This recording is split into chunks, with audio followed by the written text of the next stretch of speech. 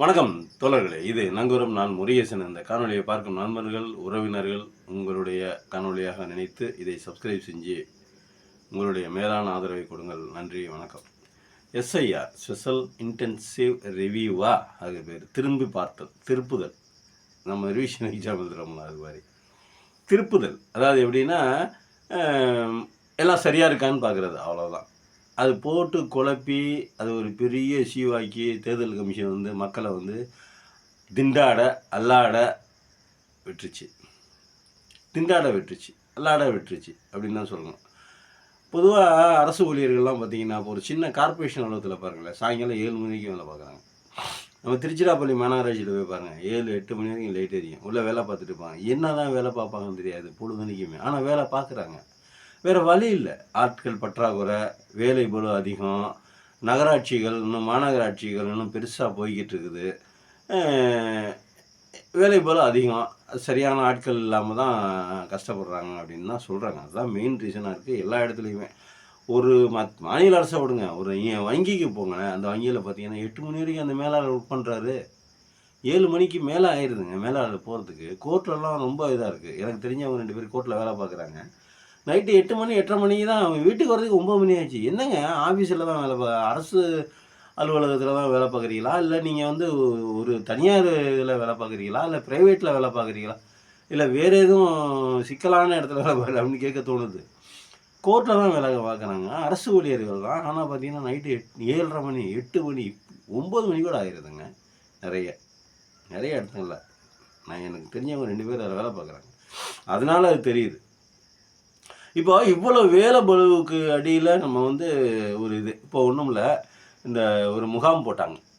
முகாம் போட்டு இந்த மக்களுடைய குறைகள்லாம் தீர்க்கிறது எப்படி அப்படிங்கிற மாதிரி அவங்க ரொம்ப நாளாக போட்டுக்கிட்டு இருக்காங்க.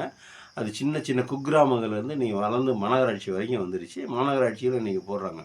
அதில் எவ்வளோ வேலைப்படு தெரியுங்களா? ஒரு அப்ளிகேஷனை கொடுக்குறாங்க, அதுலேயே ஆதார் கொடுக்குறாங்க, ஓட்டர் ஐடி கொடுக்குறாங்க, அதுலேயே எல்லா பிரச்சனையும் பட்டா முதற்கொண்டு எல்லா பிரச்சனைகளும் சரி செய்யப்படுகிறது. ஆனால் சரி செய்யப்படுது அப்படின்னு தான் நினச்சிட்டு இருக்கோம். அப்படின்னா அந்த ஊழியர்களுக்கு எவ்வளோ சிரமமான வேலை அப்படி தெரியுங்களா?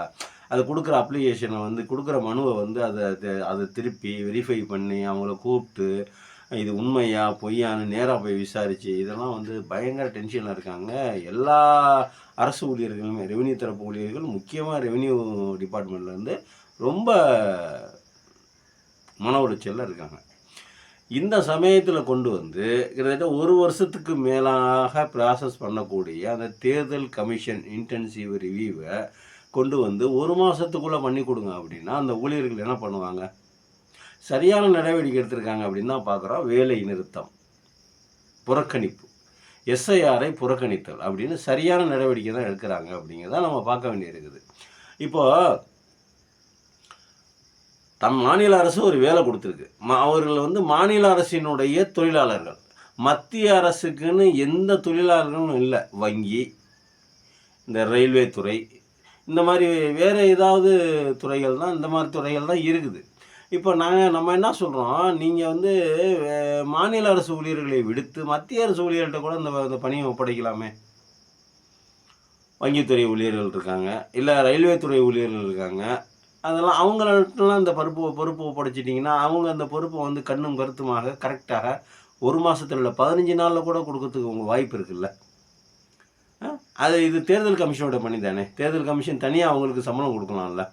ஏன் இப்போ மாநில அரசுக்குன்னு நீங்கள் என்ன அவங்க என்ன கேட்குறாங்க? முதலமைச்சர் என்ன சொல்கிறார்? தமிழ்நாடு முதலமைச்சர் என்ன சொல்கிறாரு? நேரம் பத்தாது, இது 1 வருடத்துக்கு மேலான ப்ராசஸ்ஸு, நீங்கள் முன்னாடியே ஆரம்பிச்சிருக்கணும், ஆரம்பிக்கலை, பரவாயில்ல விட்டுருங்க, தேர்தல் முடியட்டும், தேர்தல் முடிஞ்ச உடனே நீங்கள் 1 வருஷத்துக்கு பண்ணிக்கிங்க அப்படின்னு தானே முதல்வர் சொல்கிறாரு. அப்போ வந்து முதல்வர் சொல்கிறது வந்து என்னமோ அவர் ஜெயிக்கிறதுக்காக சொல்கிறாரு, அவர் இதுக்காக சொல்கிறாரு அப்படிங்கிற மாதிரி நீங்கள் அவர் மேலே வந்து பழியை சுமத்துறீங்க. எல்லா எதிர்கட்சிகளும் அப்படி தான். ஏன்னா எல்லா எதிர்கட்சிகளும் பழியை அவர் மேலே தான் சுமத்துது. அப்போ வந்து அவர் இறந்தவர்கள் நீக்கக்கூடாதுன்னு சொல்கிறாரா, இல்லை வந்தேரிகளை நீக்கக்கூடாதுன்னு சொல்கிறாரா, இல்லை சிறுபான்மையினரை தகுதியற்றவர்கள் நீக்கக்கூடாதுன்னு சொல்கிறாரா? அப்படியெல்லாம் இல்லை. நீங்கள் வந்து அவர் மேலே பழி சுமத்தணும் அப்படின்னு தான் சுமத்துறீங்களே ஒழிய மற்றபடி சரியாக செய்யணும் அப்படிங்கிற எண்ணமெல்லாம் அவர் இல்லை. அவர் என்ன சொல்கிறாரு? சரியாக செய்யணும் அப்படின்னு சொல்கிறார் முதல்வர். இதை கரெக்டாக பண்ணுங்க அப்படின்னு தான் சொல்கிறார். எங்களுக்கு சாதகமாக பண்ண வேணாம், யாருக்கு சாதகமாகவும் பண்ண வேணாம், பிஜேபிக்கு சாதகமாகவும் பண்ணாதீங்க, சரியாக பண்ணுங்க அப்படின்னு தான் ஒரு முதல்வர், சட்டத்திற்குட்பட்டு பதவியேற்ற ஒரு முதல்வர், அரசியல் சாசனத்திற்குட்பட்டு பதவியேற்ற ஒரு முதல்வர் அப்படி தான் சொல்லுவார், அப்படி தான் சொல்ல முடியும்.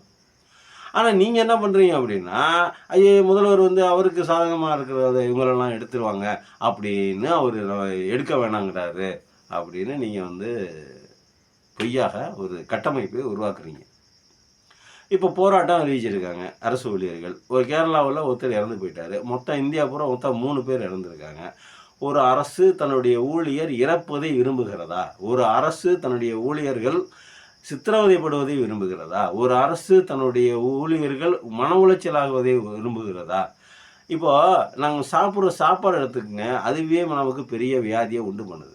இந்த இந்த உலக வர்த்தக மையம்லாம் என்ன பண்ணுது அப்படின்னா, சர்க்கரை மாத்திரையை வந்து அறிமுகப்படுத்துது, சர்க்கரை மாத்திரையை ஏற்றுமதி பண்ணுது, இறக்குமதி பண்ண சொல்லுது, இல்லை தயாரிக்க சொல்லுது, ஏதோ ஒன்று பண்ணுது.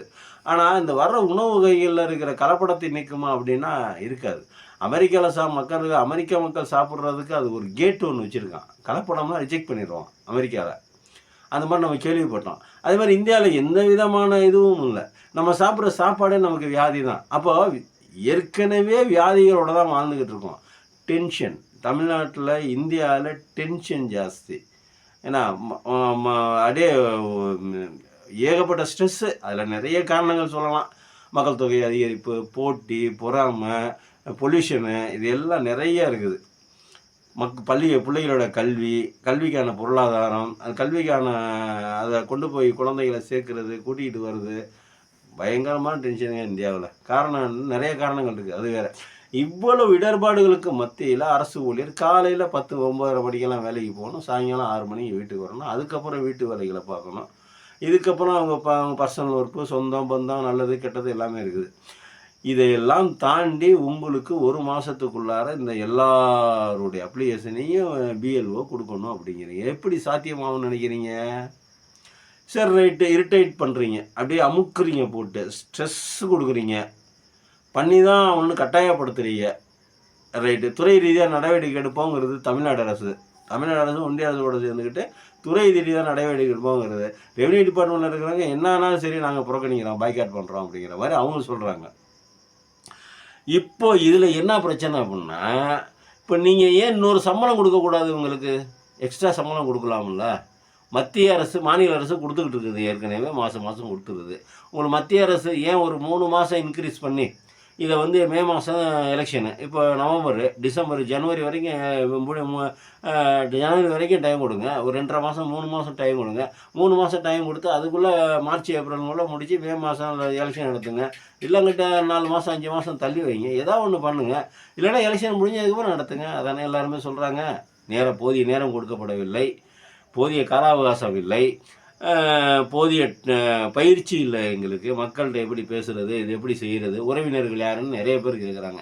எந்த உறவுகளை கொண்டு போய் போடுறது? அம்மாவா, அப்பாவா, தாத்தாவா, பாட்டியா? அது கொடுத்துருக்கல. 40 வயசுக்கு முன்னாடி இருக்கிறவங்களுக்கு இந்த ஃபாரம், 40 வயசுக்கு மேலே இருக்கிறவங்களுக்கு அந்த ஃபாரம், அதில் எதுவுமே குறிப்பிடலை. அப்ளிகேஷனை வாங்கினா மண்டை காஞ்சி மெண்டலாகி தெரிகிறோம். இந்த அப்ளிகேஷனை ஃபில்லப் பண்ணுறதுக்கு அந்த பிஎல்ஓவுக்கு ட்ரைனிங் கொடுத்துருக்கீங்களா? எந்த பிஎல்ஓக்காவது ட்ரைனிங் எடுத்திருக்காங்களா? யாருக்காவது ட்ரைனிங் கிளாஸ் என்ன அறிவிச்சிருக்கீங்களா? இது வரைக்கும் எதுவுமே நடக்கலை. அப்போ ஃபுல்லாக பாமை கொடுக்கணும், ஃபுல்லாக பண்ணணும். முன்னாடி எங்கள் அப்பா பேர் என்ன, எங்கள் தாத்தா பேர் என்ன, அவர் எங்கே போட்டார், 20 வருஷத்துக்கு முன்னாடி எங்கே நேற்றுக்கு நடந்ததே நம்மளால் ஞாபகத்துக்கு வச்சுக்க முடியல, மறந்து போயிடுது. இவ்வளவு பிரச்சனைகளுக்கான 2002 எங்கே ஓட்டு போட்ட, அவங்க பாகம் என்னென்ன, அந்த வரிசை என்னென்ன, அந்த வெங்காயம் என்ன, அந்த வெண்ணெய் என்ன, அந்த பச்சை மிளகாய் என்ன, இதெல்லாம் கேட்டால் எப்படிங்க தெரியும்? எங்கள் அப்பா எங்கே போய் ஓட்டு போட்டார், எங்கள் தாத்தா எங்கே போய் ஓட்டு போட்டார், நான் பிறந்ததுலேருந்து இன்ன வரைக்கும் கிட்ட 4-5 தலைமுறையாக ஒரே மண்ணில் தான் இருக்கிறோம். எல்லோரும் எங்களுக்கே இவ்வளோ பிரச்சனைனா, ஊர் விட்டு ஊர் பிழைக்க வந்தவங்க, வாடகை வீட்டில் இருக்கிறவங்க, மாறி மாறி போகிறவங்க, இவங்களெல்லாம் எப்படி அவங்களோட மன உளைச்சலை எங்கே கொண்டு போய் என்ன பண்ணுறது? ஒன்றிய அரசுக்கு இது ஒரு சரியான பதிலடின்னு தான் நினைக்கிறேன். தேர்தல் கமிஷனுக்கு இது ஒரு சரியான பதிலடி தான் நினைக்கிறேன். நீங்கள் நினச்சதெல்லாம் இந்தியாவில் நடக்கணும் அப்படின்னு பார்க்குறீங்களா? நீங்கள் என்னென்ன நினைக்கிறீங்களோ அதெல்லாம் இந்தியாவில் நடத்திடணும் அப்படின்னு பார்க்குறீங்க பார்த்தீங்களா? இது அதிபயங்கரமான ஒரு முட்டாள்தனம். இது வந்து ஒரு மூடத்தனம். இது நடக்காது. போராட்டம் வெல்லணும். அரசு ஊழியர்கள் நல்லா இருக்கணும். அதுக்கு என்ன ஏற்பாடு பண்ணணும் பண்ணுங்க. இந்த போராடுகிற ஆசிரியர்கள், அந்த ஆசிரியர்கள், அரசு ஊழியர்கள் அவங்க ஒரு கவனத்தில் வச்சுக்கணும். எவ்வளவுதான் மன கஷ்டம் இருந்தாலும், மென்டல் ஸ்ட்ரெஸ்ஸு நிறையா இருந்தாலும், இந்த தற்கொலை பண்ணிக்கிறது அப்படிங்கிறது ஒரு சரியான முடிவு இல்ல. உங்களுக்கு ப்ரெஷரு உங்களுக்கு யாரா இருந்தாலும் சரி, நான் அரசு ஊழியர்களை மட்டும் பற்றி சொல்லலை. இந்த உலகத்தில் தற்கொலை பண்ணிக்கிறவங்க எல்லாத்துக்கும் ஒன்று சொல்கிறேன். நீங்கள் இறந்து இப்போ எனக்கு தெரிஞ்சவங்க ஒருத்தங்க 2 மாதத்துக்கு முன்னாடி கோர்ட்டில் வேலை பார்த்தாங்க. அவங்க ஏதோ பிரச்சனையில் சூசைட் பண்ணிட்டு இறந்துட்டாங்க. அவர்களுக்கு 2 குழந்தைகள் இருக்கிறது. 2 குழந்தைகள் இருக்குது. மனைவி இருக்காங்க. அம்மா, அப்பா, தாத்தா, பாட்டி எல்லாருமே இருக்காங்க. அந்த 2 குழந்தைகளோட நிலை என்னன்னு நம்ம சிந்திச்சு பார்க்கணும்ல. அவருடைய மனைவி அவங்க சின்ன வயசு. அவங்களுடைய நிலை என்னன்னு சிந்திச்சு பார்க்கணும்ல. நீங்கள் கூட்டி கழிச்சு கணக்கு போடுங்க. எவ்வளவு போராட்டம் பார்த்துங்க. உங்களுக்கு ஸ்ட்ரெஸ்ஸுன்னு நீங்கள் இறந்துடுறீங்க. நம்மளை நம்பி இருக்கிற குடும்பம், நம்ம பொண்டாட்டி, நம்ம பிள்ளைங்க அவர்களுக்காக வாழணும், அவர்களுக்காக போராடணும், அவர்களுக்காக ஃபைட் பண்ணணும், அவர்களுக்காக நம்ம வாழணும். நம்மளோட ஸ்ட்ரெஸ் ஒரு பக்கத்து இருந்தாலும் நம்மளுடைய குடும்பத்திற்காக நம்ம வாழணும். இந்த உலகத்தில் எல்லாருமே தன்னுடைய குடும்பத்துக்காக தாங்க வாழ்கிறாங்க. தனக்குன்னு ஒரு வாழ்க்கையை யாரும் பெருசாக ஏற்படுத்திக்கிறதில்ல. அதுவும் குறிப்பாக இந்தியாவில் தனக்குன்னு ஒரு வாழ்க்கையை யாரும் பெரிய அளவில் வாழ்கிறதில்ல. சின்ன லெவலில், அதாவது ஒரு கல்யாணத்துக்கு முன்னாடி வரைக்கும் எனக்கு அது பிடிக்கும், எனக்கு இது பிடிக்கும், இப்படி பிடிக்கும், அப்படி பிடிக்கும், அந்த மாதிரி செய்யணும், இந்த மாதிரி செய்யணும்னு ஆசைகளாக இருக்கும். ஆனால் கல்யாணம் பண்ணதுக்கப்புறம் நிறைய விஷயங்களை காம்ப்ரமைஸ் ஆகி பொண்டாட்டிக்காக இது பண்ணணும், பிள்ளைங்களுக்காக இது பண்ணணும், நம்ம அம்மா அப்பாவுக்காக இது பண்ணணும் அப்படின்னு நிறைய ஆண்கள், கிட்டத்தட்ட 99% ஆண்கள் தன்னுடைய ஆசாபாசங்களை தன்னுக்குள்ளேயே வைத்துக்கொண்டு இந்த குடும்பத்திற்காக, மனைவிக்காக, மக்களுக்காக, தன்னை பெற்றோர்களுக்காக போராடுகிறாங்க, அல்லாடுறாங்க, அலைகழிக்கப்படுகிறார்கள் அப்படின்னு தான் நான் சொல்கிறேன். நான் இந்த விளையாட்டுலாம் ஸ்ட்ரெஸ் எல்லாம் இருக்குது. இதையும் தாண்டி அந்த குடும்பத்துக்காக தான் நம்ம வாழ்கிறோம் அப்படிங்கிற அந்த மனநிறைவு தான் அவர்களை மனிதனாக, ஒரு ஹியூமன் பீயிங்காக வாழ வைக்குது. ஒரு தற்கொலை பண்ணிக்கிட்டு போயிட்டோம் அப்படின்னா நம்ம செத்து போயிடும். நம்ம அன்னையோட நம்மளோட பிரச்சனை சால்வ் ஆயிரும். ஏன்னா 2 நாள் வாங்க நம்ம பிரச்சனை. ஆனால் அவர்கள் படுகிற துன்பங்கள் அவர் காலம் பூரா அனுபவிக்கிற இந்த உலகத்தில் யாரை நம்பி எதுவுமே இல்லை அப்படிங்கிற மாதிரி தான் இருக்குது. இந்த பிரபஞ்சம் எல்லாத்துக்கும் எல்லா சக்தியும் கொடுக்குது. ஒரு பூண்டு வர்றது அது யாரை நம்பியும் இல்லை. அது தன்னிச்சையாக வர்றது, தனக்கான கடமைகளை செய்து அது பிறந்ததற்கு ஒன்று பலனை அடைஞ்சதை கொடுத்துட்டு அது இறந்து போயிடுது. ஒரு சின்ன பூண்டு செடி அதே மாதிரி தான் எல்லாமும். இருந்தாலும் மனிதன் கூடி வாழ பழகிட்டான். ஒருத்தனை அண்டி வாழ்கிறது தான் மனிதனுடைய இயல்பு அப்படிங்கிற மாதிரி பார்க்குறோம். அப்போ அண்டி வாழும்போது, கூடி வாழும்போது அதற்கான நம்ம குடும்பத்துக்காக நம்ம நிறைய விட்டு கொடுக்க வேண்டியிருக்குது. அதனால் தற்கொலை பண்ணிக்காதீங்க. அது மனிதனுக்கு அழகு இல்லை, அது இயற்கைக்கு புறமானது. தற்கொலை இயற்கையான மரணம் தானே இயற்கையானது. தற்கொலை சரியான தீர்வு இல்லை எந்த ஒரு பிரச்சனைக்குமே. தற்கொலை பண்ணிக்காதீங்க. அவங்க குடும்பத்தை பாருங்க. அவங்க குடும்பத்தில் இருக்கிற நல்லது கெட்டதுகள் இன்னும் நிறைய நீங்கள் செய்ய வேண்டியிருக்குது. உங்களை நம்பி தானே உங்கள் குடும்பம் இருக்குது. அதனால் தற்கொலை பண்ணிக்கிறத விட்டுருங்க, தவிருங்க அப்படின்னு தான் நான் சொல்கிறேன். எனக்கு தெரிந்த சொல்லாடல் இது. நான் என்னையோட அறிவாளிகள், புத்திசாலிகள், அரசு ஊழியர்களாக இருப்பாங்க, ஆசிரியர்களாக இருப்பவர்கள். நன்றி, வணக்கம்.